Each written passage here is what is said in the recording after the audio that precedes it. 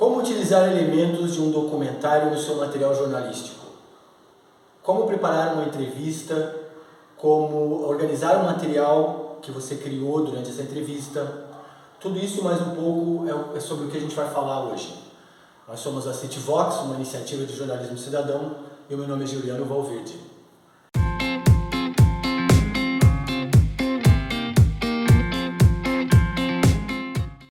A gente vai começar falando sobre entrevistas. Há um termo que a gente utiliza para falar do material de áudio que é colhido por uma entrevista. Antigamente a gente usava o termo SOT, que é o Sound on Tape, né? O som sobre a fita. Hoje em dia a gente não usa mais fitas, mas o termo acabou ficando porque ajuda muito no momento de editar, você separar os seus arquivos de áudio com o nome da pessoa que está sendo entrevistada, seguido de SOT, para poder entender que aquilo é só o áudio, ok? Lembre-se que quando a gente faz entrevista é muito importante ter mais de uma fonte de áudio. Então, além do áudio que é captado pela câmera ou pelo seu microfone, é bom ter mais uma ou duas fontes diferentes de áudio, como uma forma de redundância, caso dê algum problema com o seu áudio original. A gente grava som normalmente para usar num documentário, até mesmo numa matéria, para usar como um voice-over, que a gente chama. O voice-over é a voz do narrador, que normalmente é utilizada sobre uma imagem. A imagem está passando e a gente está ouvindo o som do narrador no fundo, explicando para a gente o que está acontecendo. Ou às vezes preparando, dando a introdução para a matéria ou para aquilo que vai ser mostrado. Assim como a gente vai usar também nesse vídeo aqui, você vai ouvir algumas vezes as imagens passando e a minha voz no fundo funcionando como um voice-over. Pode ser gravado separadamente, mas o ideal é que o voice-over seja gravado pelo narrador enquanto o narrador visualiza as imagens que vão estar passando. Isso às vezes até ajuda a dar umas ideias melhores para o texto do narrador. Ok, vamos falar do B-roll. B-roll é o termo utilizado por todo mundo que trabalha com vídeo, de qualquer tipo, do jornalístico ou cinematográfico, para se referir a todo o material que nem sempre acaba no vídeo final. É um material que foi filmado para ser utilizado na gravação de, às vezes, um comercial ou um documentário, mas que não acaba aparecendo no vídeo final. O B-roll, portanto, são imagens, às vezes, relacionadas ou não, normalmente sim, né? Relacionadas ao material que está sendo feito, a uma entrevista, a um documentário, o que quer que seja. Então, não existe um limite para aquilo que pode ser gravado como B-roll, ok? Não existe um limite de horas que você pode estabelecer, eu preciso de 30 minutos de B-roll. Não. Fica a seu critério, não há um limite, não precisa estabelecer esse limite, porque todo material gravado como B-roll pode vir a ser utilizado mais tarde em outros vídeos.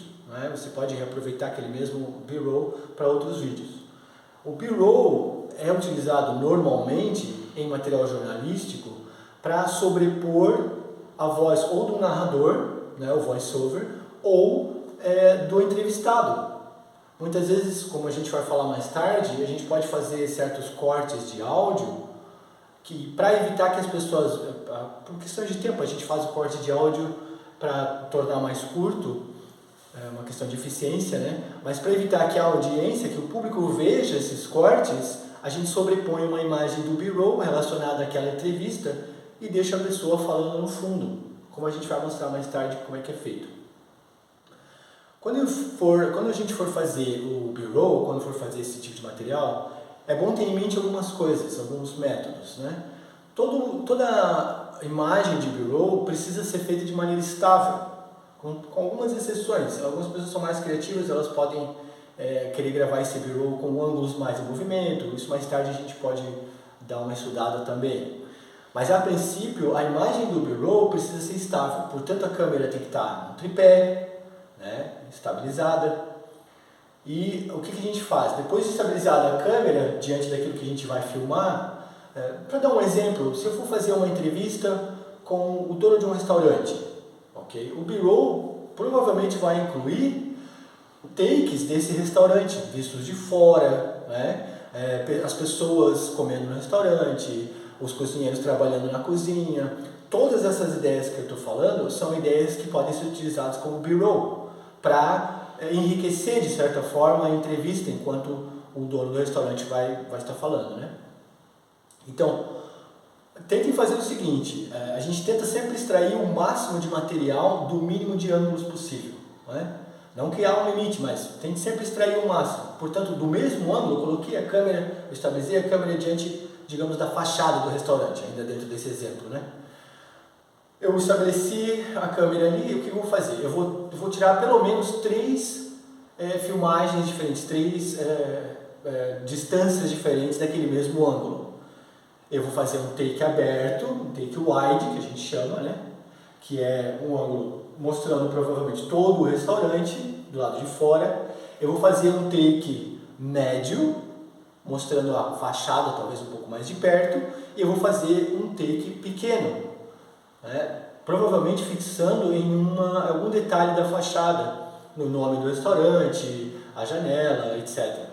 Qualquer um desses fica bem legal, ok? Em entrevistas, quando a gente faz entrevistas, a gente está produzindo o B-roll para a entrevista, né? Porque assim, a pessoa vai estar falando, mas eu vou ter que ter pelo menos 2 câmeras, né? Em uma delas eu posso produzir a mesma coisa, eu vou tirar 3 distâncias diferentes do mesmo ângulo, ok? É uma forma econômica e eficiente de se aproveitar uma gravação, uma filmagem, ok? E aí, mais tarde, essas gravações podem ser utilizadas na hora criativa de editar o vídeo, ok?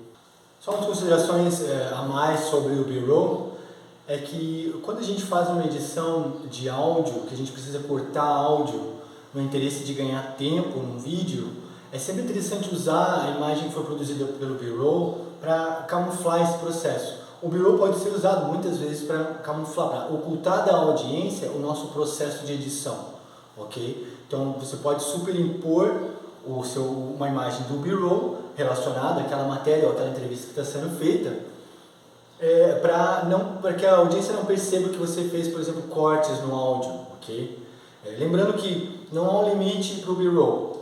Filme o máximo que você puder, assista depois, até para poder assistir o seu material que você fez, para poder ganhar algumas ideias de como produzir a edição, ok?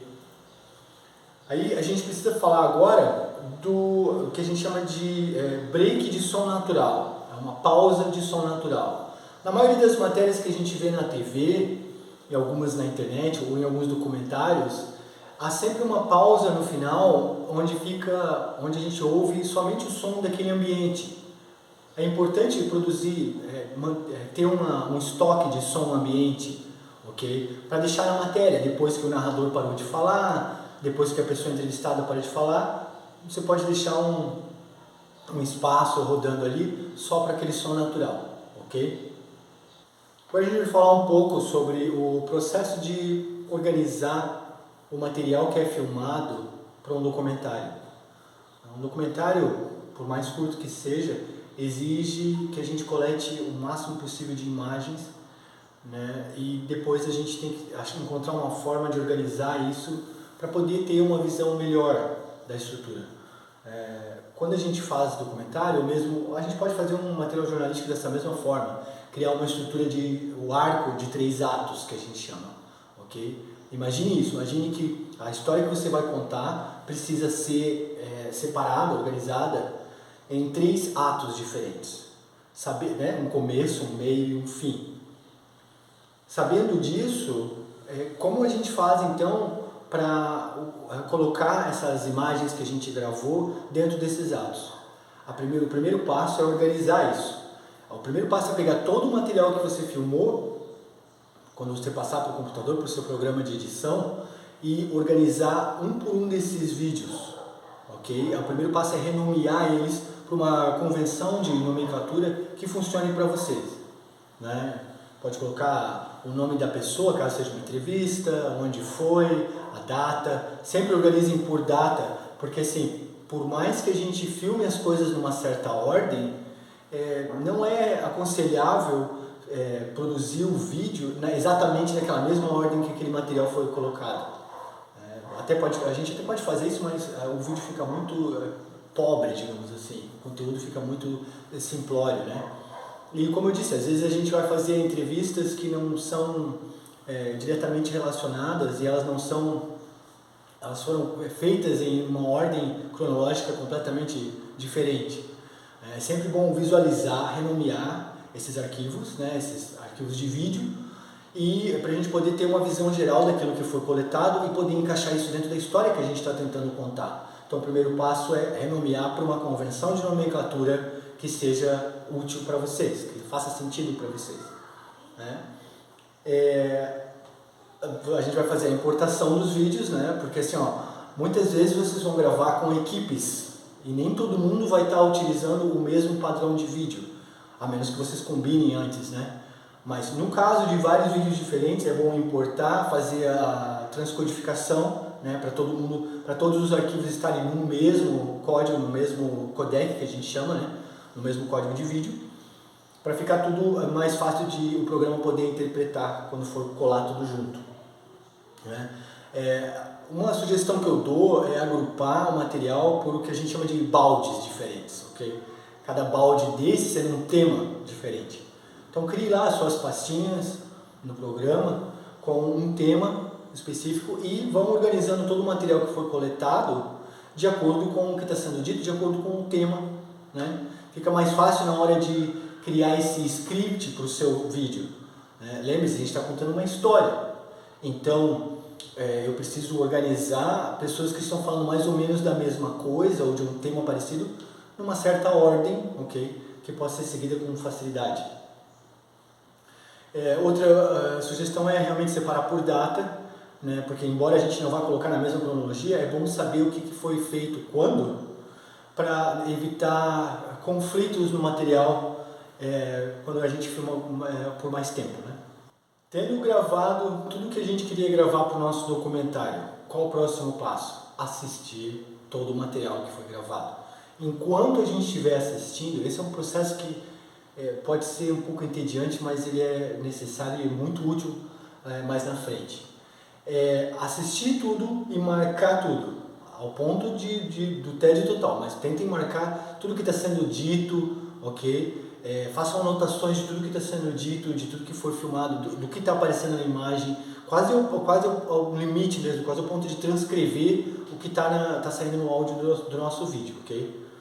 Isso é importante por quê? Porque para quem for construir a história usando as imagens, esse material mais tarde, isso facilita o processo, porque sem precisar ter que assistir o vídeo de novo, eu já tenho uma ideia mais clara do que está acontecendo naquele vídeo. Lembrando que normalmente em edição de vídeo, o que o editor enxerga é um conjunto de thumbnails, né? Um conjunto de quadradinhos com uma imagem parada do vídeo. Então, ele pode associar aquilo que a gente anotou com aquela imagem e isso dá muito mais opções para ele construir a história que ele quer contar, ok? Então façam anotações. Tendo anotado isso tudo, fica um pouco mais fácil de a gente ter uma noção da ideia maior do nosso documentário, ou nesse caso até de um material jornalístico, uma matéria que a gente queira fazer, um vídeo mais elaborado. Quando eu tenho tudo anotado e organizado dessa forma, eu posso só ler rapidamente todas as informações que foram anotadas e com base nelas costurar essa minha narrativa, costurar essa história que eu estou tentando contar, ok? Uma outra ideia, principalmente relacionada ao B-roll, mas não só, é fazer o que a gente chama de Reels. Todo mundo que trabalha com vídeo tem uma noção do que é um Reel, né? R-E-E-L-S, Reel. Os Reels, eles são uma espécie de amostra, uma espécie de catálogo de vídeo. Então, eu produzi uma série de vídeos, eu posso ter eles fragmentados, ou eu posso agrupar eles por assunto, e daí produzir um vídeo só, onde eu colo todos eles, e aí eu tenho um vídeo grande, de onde eu posso extrair cenas mais tarde, ok? Vocês podem organizar esses Reels por assunto, por tema, por local, fica ao seu critério, mas tentem criar uma estrutura de organização, porque no começo, nos seus primeiros vídeos, isso vai parecer quase irrelevante, mas depois que vocês tiverem uma quantidade muito maior de material, fica fácil se perder nela. Então é bom a gente ter isso tudo organizado por temas, porque fica mais fácil de editar lá na frente. Tendo decidido qual é a grande ideia que a gente quer utilizar no vídeo, lembre-se de tentar arrumar isso numa estrutura de 3 atos, ok? Então, em cada um dos vídeos que a gente tiver, a gente vai ter que pegar e criar uma linha do tempo em cada um desses vídeos, em cada uma dessas cenas, ok? Pegar essas cenas e organizar elas como uma linha do tempo, para saber o que aconteceu primeiro, o que aconteceu depois, ok? E ver se a gente vai seguir isso ou se a gente vai, né, utilizar essas imagens, esse material de uma outra maneira. Mas tenha em mente essa linha do tempo, porque quem está produzindo o vídeo precisa saber, precisa ter um conhecimento bom de tudo aquilo que aconteceu, principalmente quando é material jornalístico.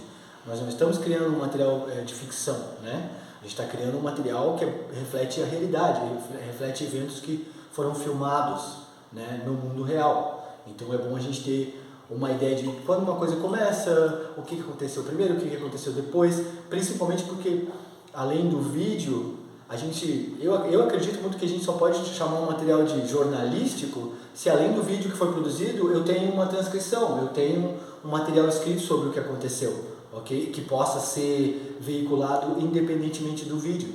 Todo vídeo que vocês postarem como material jornalístico em algum lugar, vai precisar ter essa descrição, né? Isso talvez para algumas pessoas nem precise lembrar, porque eles já sabem que é o básico, né? Mas sim, sempre escrevam sobre aquilo que foi filmado, sobre o que as pessoas foram entrevistadas, né? Tenham uma forma de explicar o conteúdo que vocês criaram sem necessariamente utilizar o vídeo. Isso é bem importante, tá? Essa ideia de criar uma ideia maior, a figura maior daquilo que a gente está produzindo, é o que a gente chama de fazer o trabalho pesado, né? Tanto jornalístico quanto quando a gente faz documentários. É o trabalho essa é a minha ideia geral. Então, o que eu filmei, o que eu produzi que se enquadra nisso, ok? Aí a gente vai ter que ir agrupando, vai ter que ir verificando o que faz sentido com aquela ideia. O resto fica de fora ou se torna B-roll, que a gente pode utilizar mais tarde. Mas lembre-se que o ato de produzir um documentário, principalmente, é o ato de contar uma história. Quando a gente conta uma história, a gente conta ela com uma certa perspectiva. Não há problema nenhum nisso. Não há, né, como a gente está fazendo documentário, a gente está tentando... um documentário é muito parecido com um artigo onde a gente tenta convencer alguém, né, persuadir alguém. O documentário não é exceção.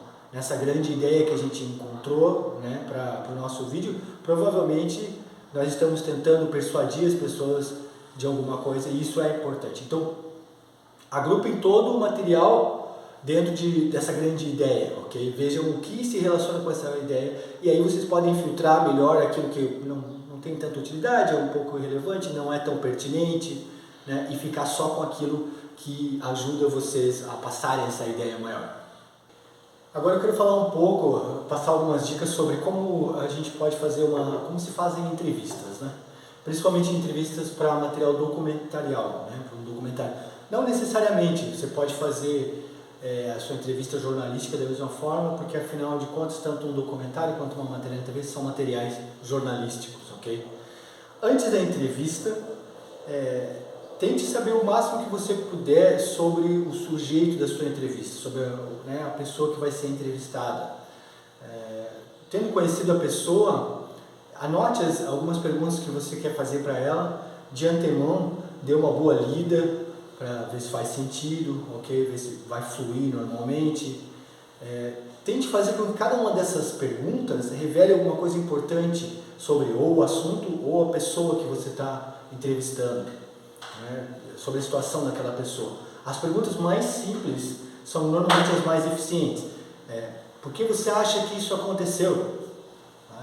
Como isso fez você se sentir? Como você se sentiu por causa disso?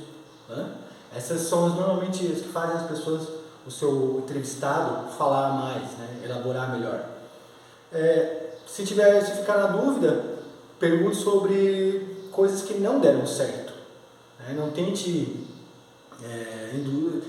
induzir o seu entrevistado a seguir uma história que você está tentando contar, ok? Deixe a informação fluir naturalmente, mais tarde você pode escolher se vai utilizar ou não aquilo que foi dito, né? Mas tente estimular a pessoa a pensar e conversar naturalmente quando tiver uma entrevista. Eu sei que isso é um pouco complicado, porque Às vezes a gente está conversando com o sujeito da entrevista e está tudo bem, a gente consegue ganhar um pouco de intimidade, estabelecer uma conexão com a pessoa, e no momento que a câmera é ligada, a pessoa coloca uma barreira entre ela e o entrevistador.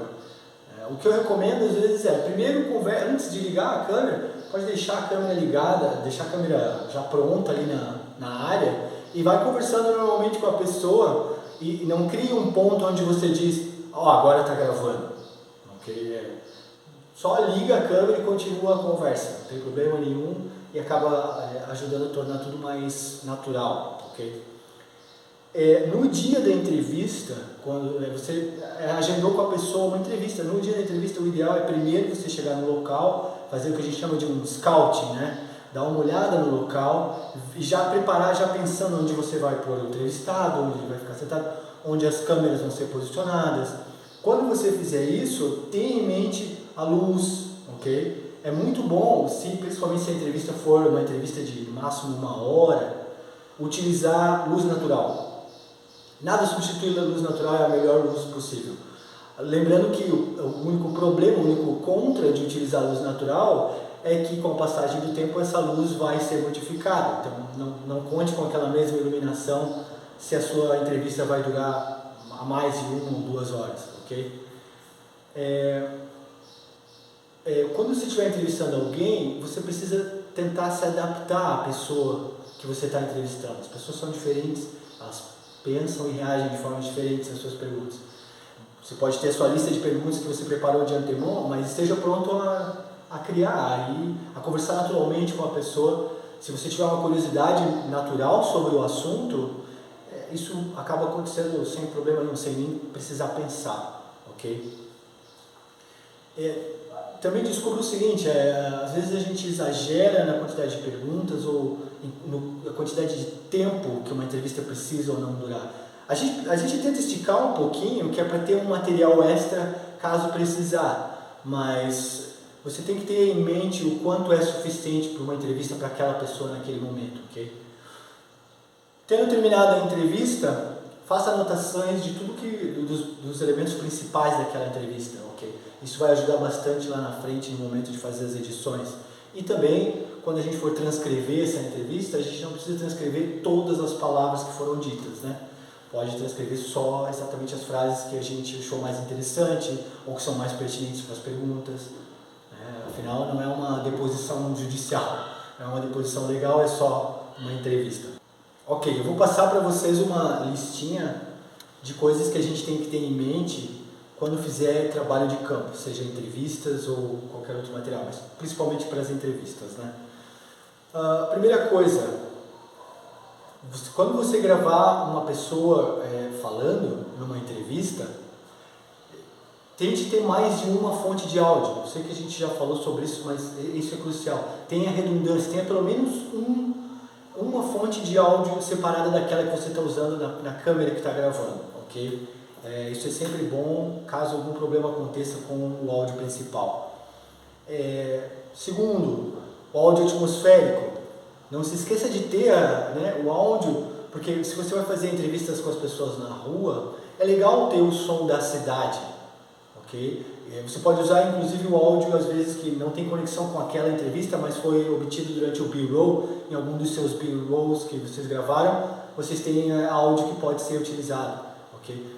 Observem em documentários, observem em matérias de TV ou entrevistas na TV com as pessoas na rua. Em algum ponto da matéria, os jornalistas capturam só o áudio, deixam vocês olhando para a rua, para a cidade, só com o áudio da cidade. É interessante isso. Em caso de documentários, às vezes um documentário, por exemplo, um documentário natural sobre a natureza, precisa muito desse tipo de áudio, ok? Ele enriquece bastante o produto final quando a gente produzir esse documentário no final. Se você está fazendo uma matéria sobre uma fábrica, grave o áudio daquela fábrica, o barulho que ela faz, de preferência da mesma posição em que as pessoas que trabalham na fábrica ou normalmente ouviriam, isso também torna a experiência bem interessante. Porque a gente tem que lembrar que o vídeo que a gente produz, para nós, às vezes que estamos inseridos naquela realidade que a gente está retratando, pode parecer banal, mas às vezes vocês vão trazer no vídeo um material que é completamente fora da realidade daquela pessoa que vai assistir o seu material, né? Então, quanto mais áudio atmosférico tiver, mais dessa experiência, dessa realidade você está trazendo para a pessoa. Então, vale muito a pena. Número 3 é a questão das câmeras. Eu acho que não existe um limite, ok? Quanto mais, melhor. Quanto mais ângulos vocês puderem ter, é sempre melhor. E também tem a questão de criar essa redundância, essa segurança de, caso uma delas dê problema, pelo menos eu tenho um outro ângulo e eu não perdi todo o meu material, ok? Outra coisa, quanto mais câmeras a gente tiver, mais ângulos, mais opções de edição vão ser possíveis lá na frente, ok? A pessoa que está produzindo um material em campo, ela tem que produzir o material pensando no editor, sempre, pensando em como ele vai facilitar a vida da edição lá na frente. O número 4 seria a questão dos B-rolls, de novo, eu vou insistir sempre, não filme só aquilo que é o material principal, né? Filme coisas ao redor, filme material que tem a ver com o dia a dia daquela pessoa entrevistada, ou com a situação, filme material que talvez nem tenha nada a ver, mas sejam só takes da cidade, tudo isso enriquece o seu vídeo lá no final, ok? Número 5, muito importante, eu já citei, mas vou citar de novo, a questão da iluminação.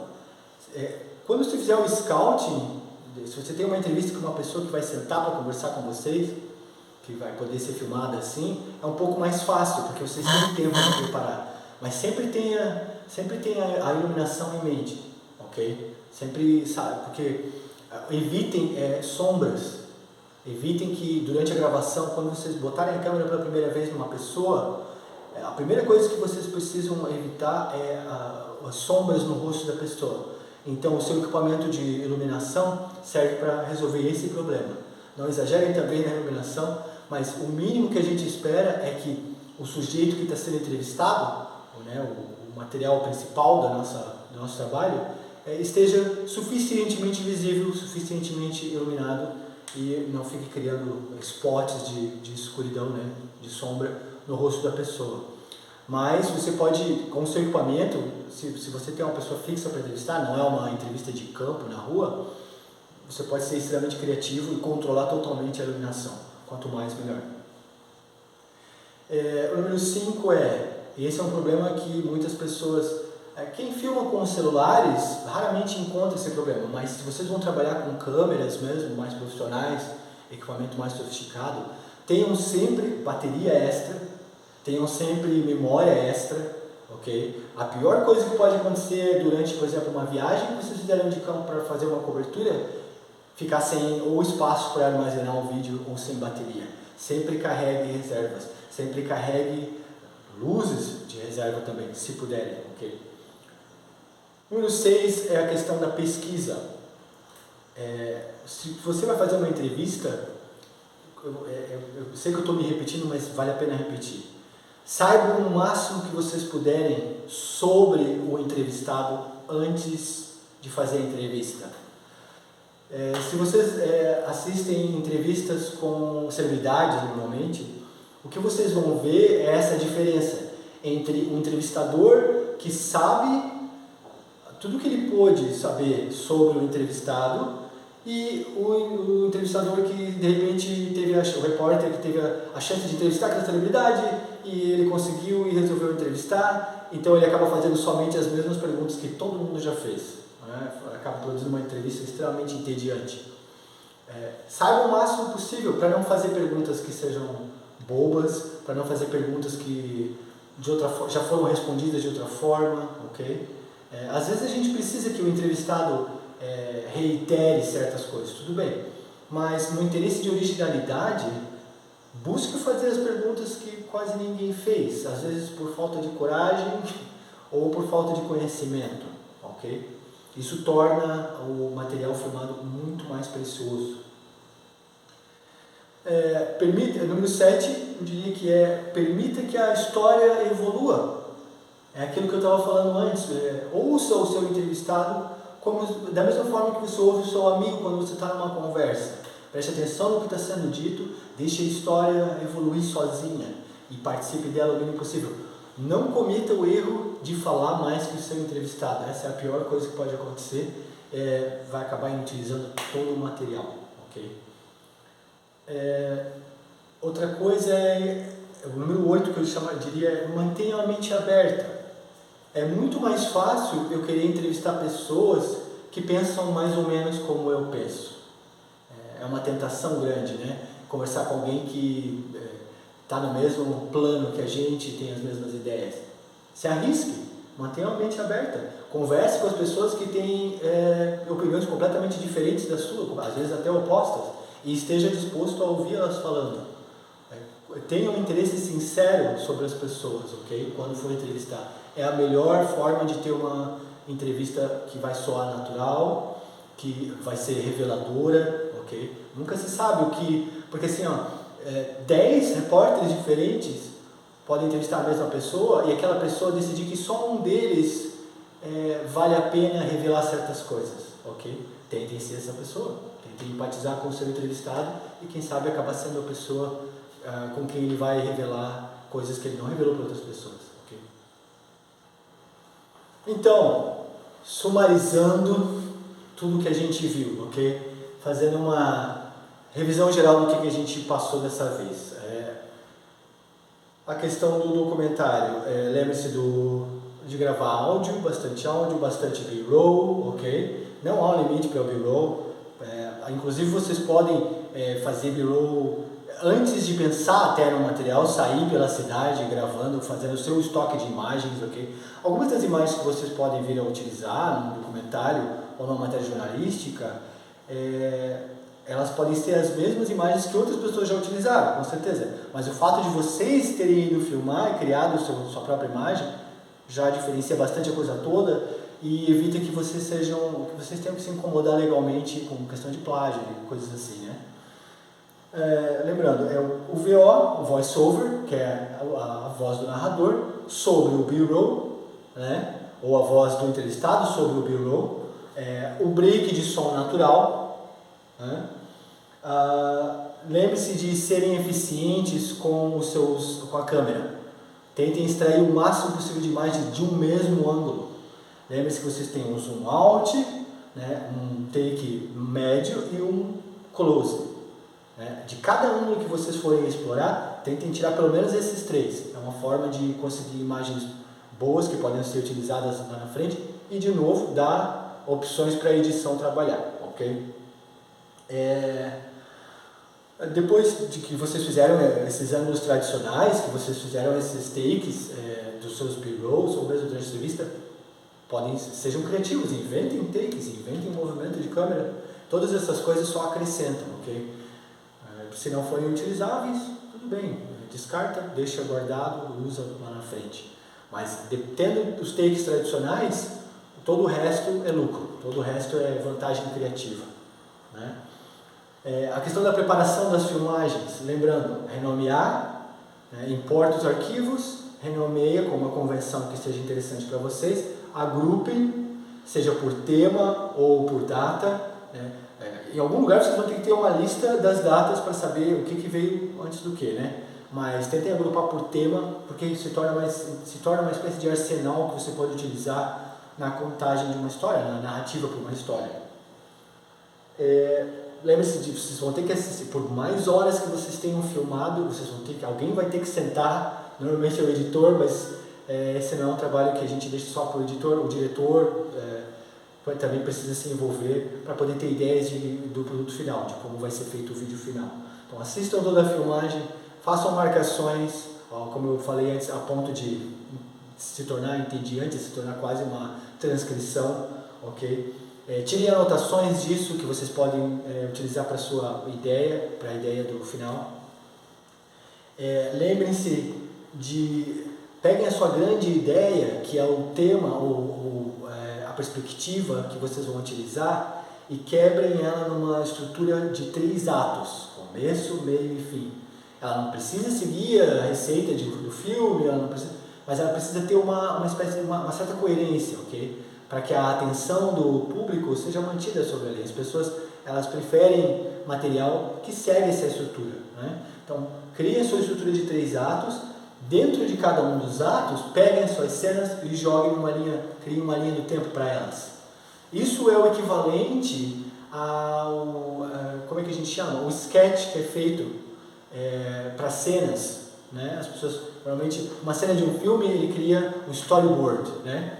Esse é o termo correto, storyboard. Eles criam um storyboard que é desenhado mais ou menos como aquelas cenas precisam ser. O seu timeline, a sua linha do tempo com as cenas, vai te dar essas opções, vai te dar opções de como desenhar as cenas melhor na cabeça, né? O uso que a gente vai dar para essas cenas antes de produzir o material final.